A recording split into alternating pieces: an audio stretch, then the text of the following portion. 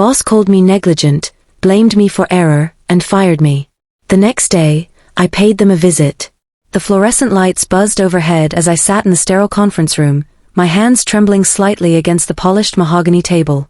Across from me, Mr. Grayson, my boss of 5 years, leaned forward with an expression that was equal parts disdain and disappointment. His voice carried a sharpness I had never heard before, cutting through the air like shards of glass. "You've been negligent," he said, his tone cold and unyielding. "This error is unacceptable. You've cost us time, resources, and credibility. Frankly, we can't afford mistakes like this."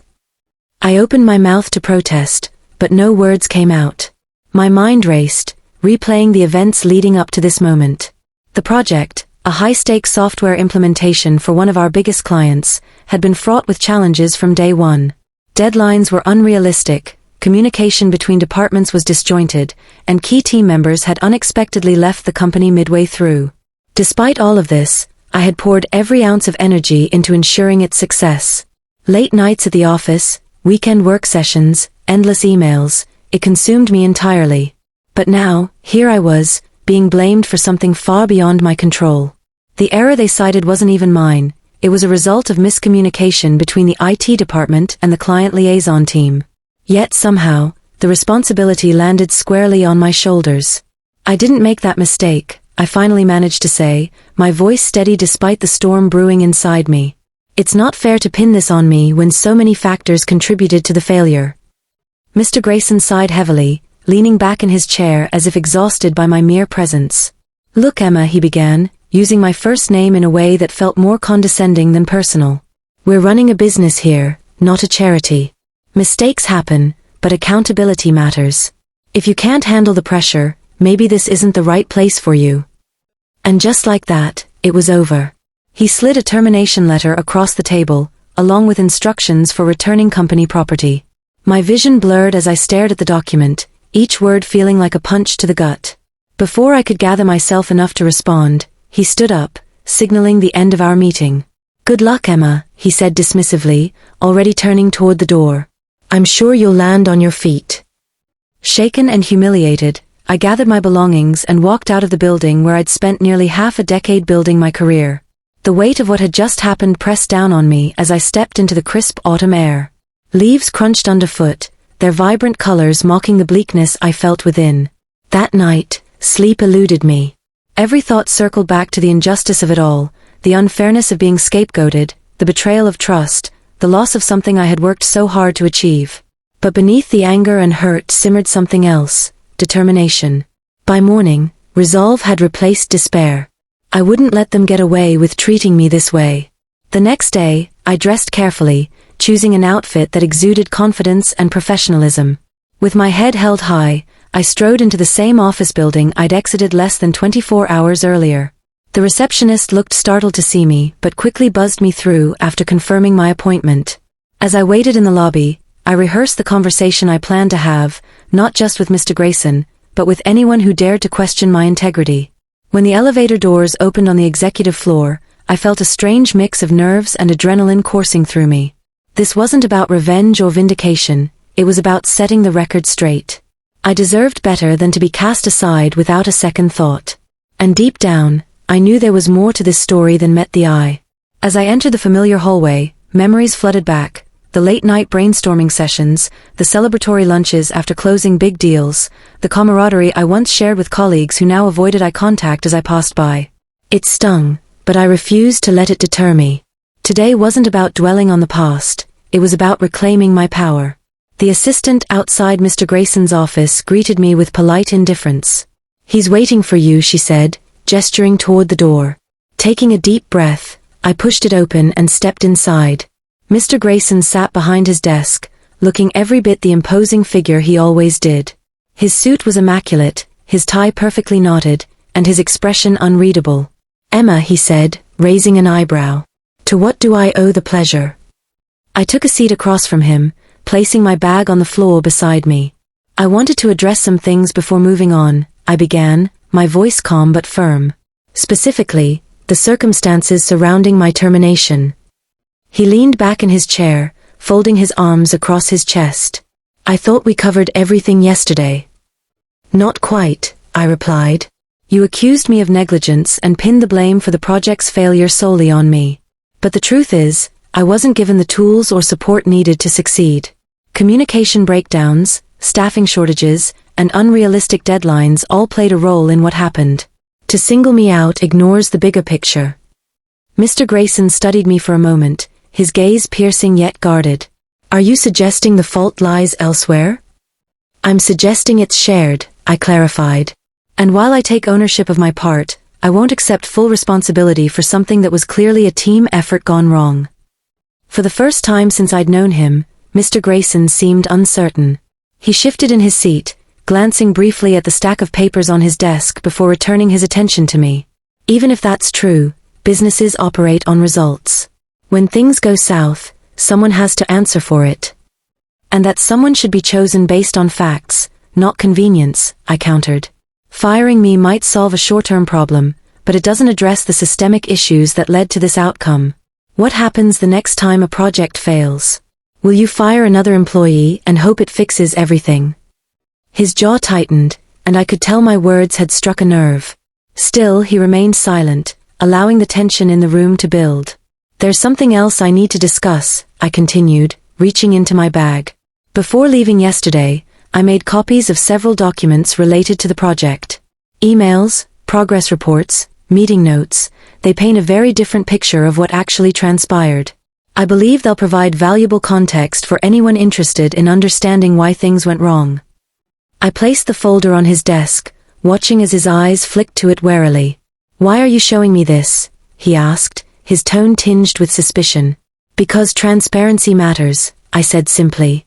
If the company truly values accountability, then these documents deserve to be reviewed.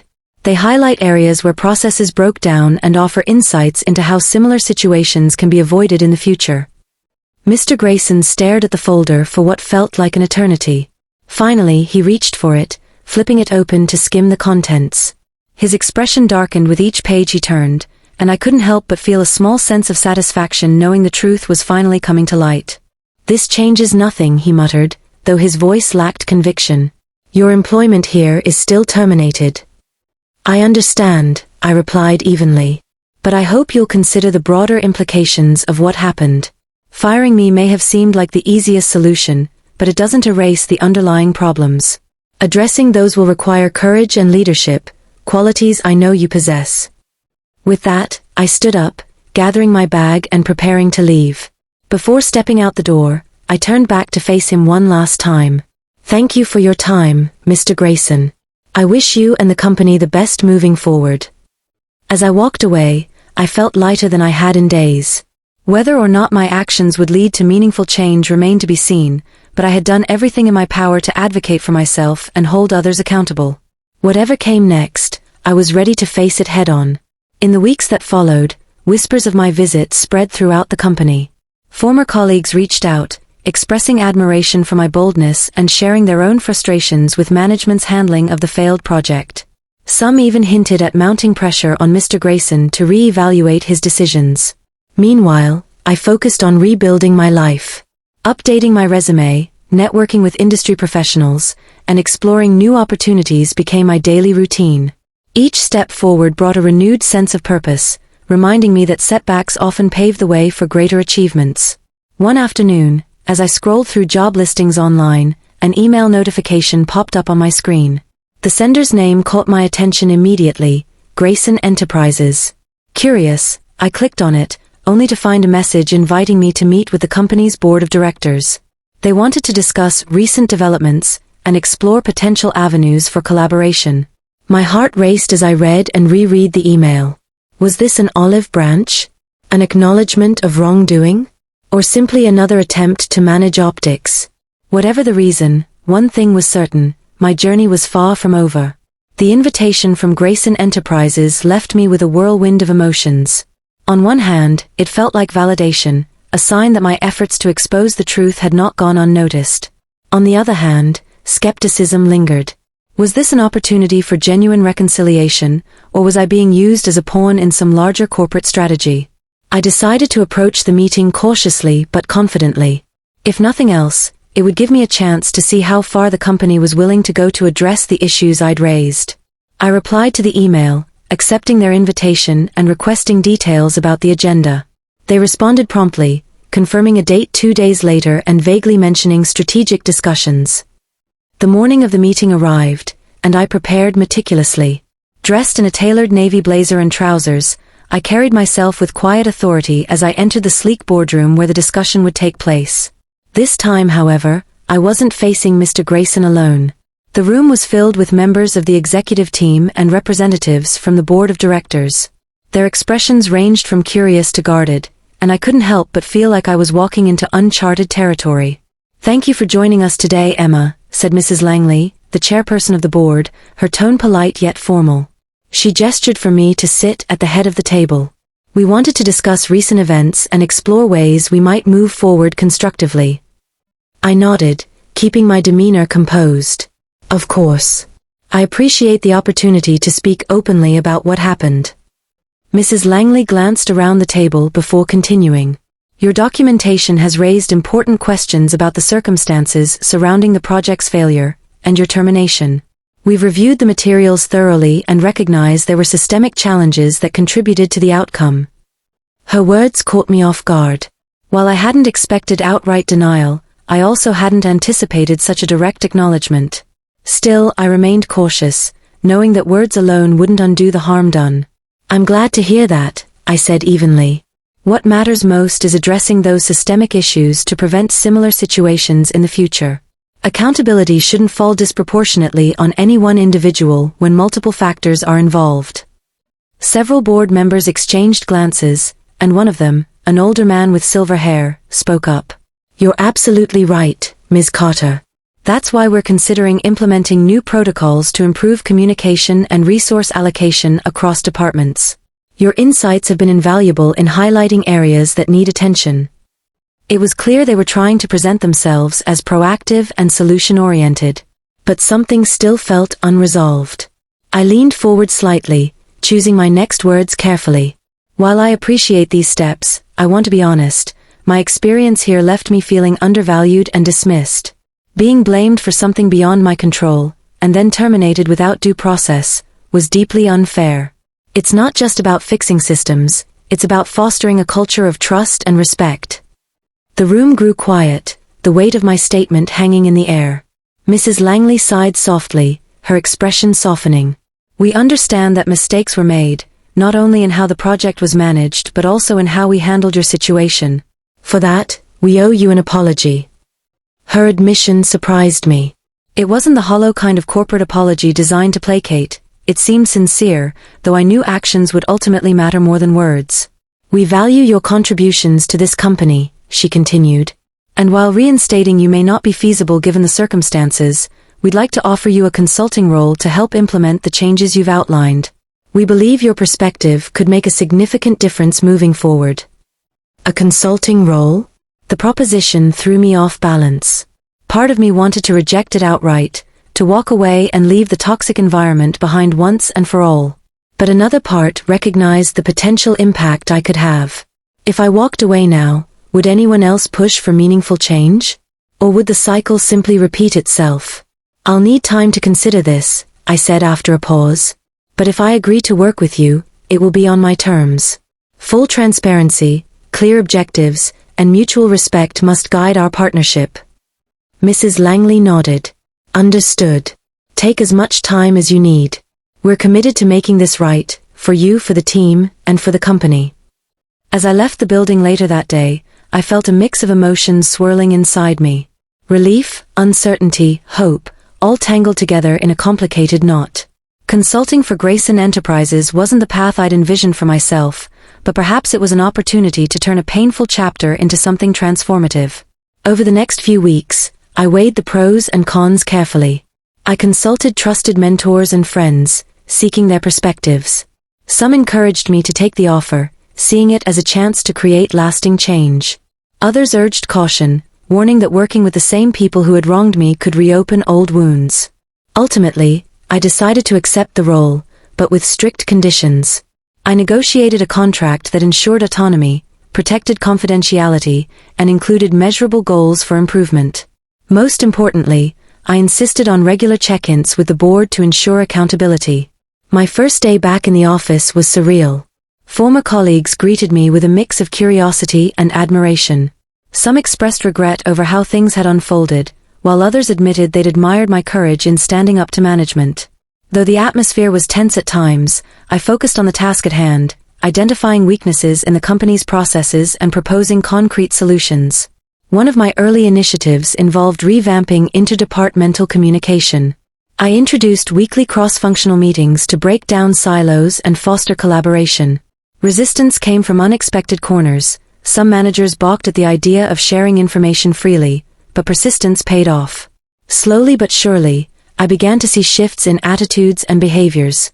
Another key area of focus was employee support. Many staffers confided in me about burnout, lack of recognition, and fear of speaking up. In response, I advocated for mental health resources, flexible work arrangements, and anonymous feedback channels. These changes didn't happen overnight, but each small victory reinforced my belief that progress was possible. Through it all, I maintained a professional distance from Mr. Grayson. Our interactions were limited to formal settings, and though he occasionally tried to engage me in private conversations, I kept things strictly business. He seemed different somehow, less abrasive, more reflective, but I refused to let my guard down completely. Months passed, and the transformation within the company became undeniable. Productivity improved, morale rose, and client satisfaction scores rebounded. Employees began to feel heard and valued, and the toxic culture that had once permeated the organization started to fade.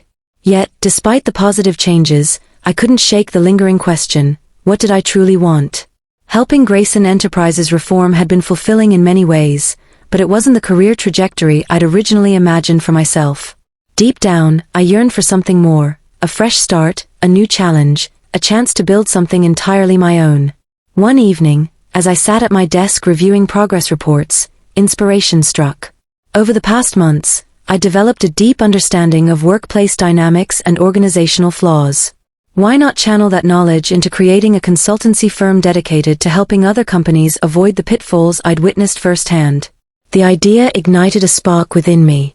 I spent the next several weeks drafting a business plan, researching market needs, and reaching out to contacts who might support my venture. When I finally presented my resignation letter to Mrs. Langley, she looked both surprised and proud.